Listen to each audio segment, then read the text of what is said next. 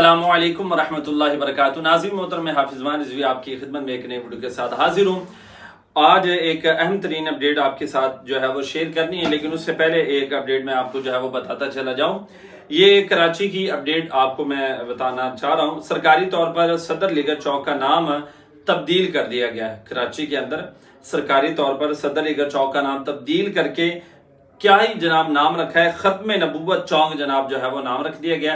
Video के मनाजिर आप देख रहे हैं कि माशाल्लाह उस शाकान मुस्तफ़ा रिजवी टोपी पहनकर जनाब वहां पर जो है वो बैठे हैं, वो कला भी हैं। और ये जो नाम चेंज हुआ है ना, ये नहीं कि जनाब चंद एक इलाके के लोगों ने मिलकर जनाब चेंज कर दिया, ऐसा नहीं, बल्कि एक प्रॉपर जो प्रोसेसर होता है, एक प्रॉपर जो नाम तब्दील करने का प्रोसेसर होता है, वो सारा तब्दील करके अल्हम्दुलिल्लाह हुकूमती सतह पर जनाब कानूनी तौर को अपनाते हुए जनाब ये नाम रखा। और ये एक बहुत ही प्यारा नाम है कि जनाब ये कि ईमान की निशानी भी है जिसके पर हमारी बुनियाद है।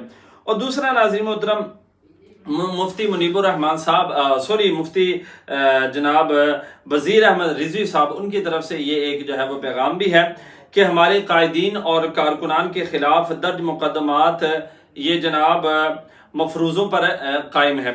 उन्होंने जनाब कहा है कि अहले इक़्तिदार ओपन कोर्ट ट्रायल से भागकर अपने झूठे इल्जामात की हकीकत जो है वो आश्कार कर रहे हैं।